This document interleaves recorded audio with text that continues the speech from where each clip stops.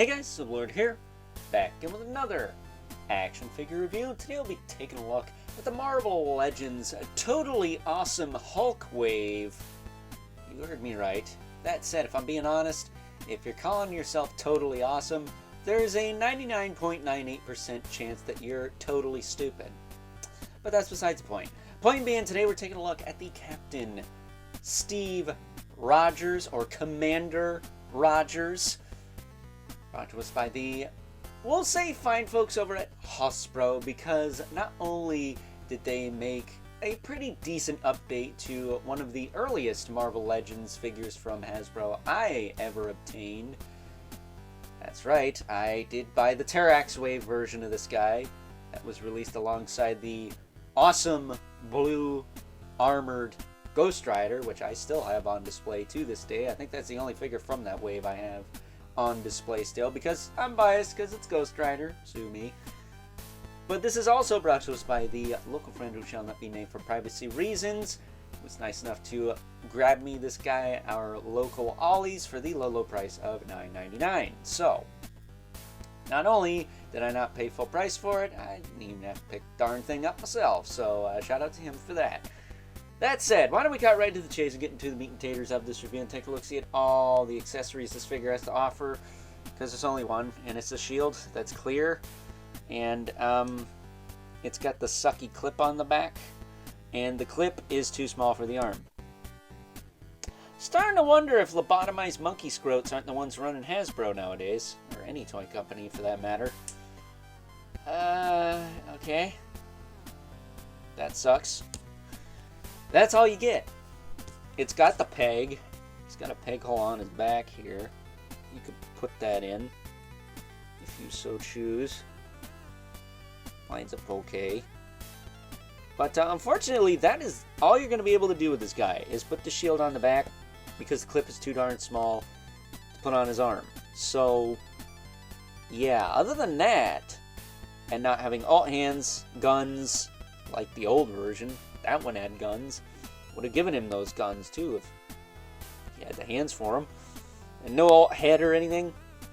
Literally bare bones. But the figure is not bad. The base figure is fine. The shield is crap because it's too small and the clip's too small. But the base figure, despite the fact it's got pins, at least it looks like it has pins, is not bad.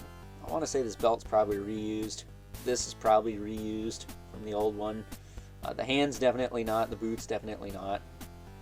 But as far as his articulation goes, the head is not either. I think that's new. As far as articulation goes, his head will look side to side. You can look up this far. Look down that far. He will tilt a little bit. You can raise his arms up. I will say, be careful. You don't want to mess the paint up. Or the bicep, because you do gotta push up on those pretty good to get them up there. But once you do, it's fine. But that's about as far as you can go. You can rotate all the way around. I thought this guy had butterflies, but I guess not. He's got a bicep swivel, not too gummy. Double elbow. It does not feel like a pinless joint. I don't believe it is. I think he does have pins. That never really bothered me. Wrists are swivel hinge, as usual. He's got two fists at least, and they are nicely sculpted, so there is that. He's got the glove cuffs that are separate on his wrists. They feel like the Cyclops cuffs, but don't quote me on that. Ab crunch will move this far forward, this far back. He's got waist swivel. His legs will kick this far forward. Pretty good kick forward. Back, not so much because of his butt. He can kick up. Not very far at all. That sucks. And then he does have a thigh cut. Double jointed knee. Bend it that far. Where the boot starts getting in the way. No boot cut. He does have hinge in the foot with a rocker joint. I think the boots might be new. Maybe. I don't know about the feet themselves, but the boots might be new. But don't quote me on that. So, fairly basic release. Nothing to write home about, but for $10, I'm going to say it's worth it, because you can put him with the Sharon Carter from the Shield 3-pack, as well as the Bucky Barnes Captain America that was a Walmart exclusive on the Vulcan body, which I'm surprised this guy isn't on, but Steve Rogers is bigger than Bucky Barnes, so I guess that makes sense.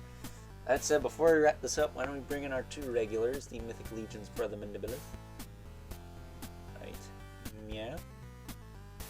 And the infamous K11 Spawn, who, as usual, towers over everyone. So, with that being said, it's time now that we wrap things up with some final thoughts. Overall, and for the price I paid, of course I'm gonna say it's worth it, because $10 is really nothing nowadays, especially when we compare it to the price of the new Maximum series. Hashtag Maximum series for the maximum profit. However, would I say that this Captain Steve Rogers figure here is worth the original retail price of $24.99? Of course not. There is no way in heck I would say this is worth the original retail price. Not only is the only accessory he have borderline useless because the clip is too small to fit over his arm, but having no alternate head, no alternate hands, no guns, and no LeBlancs to offer, no, I cannot say that this figure is worth the original retail price. So if you can find it at Ollie's or Ross or insert discount store of your choosing here for the $10 that I got him for, then I would highly suggest you pick him up, especially if you've got that Shield 3-pack with the new Sharon Carter figure. So with that being said, hope you guys enjoyed this review. Until next time, I'll catch you guys later.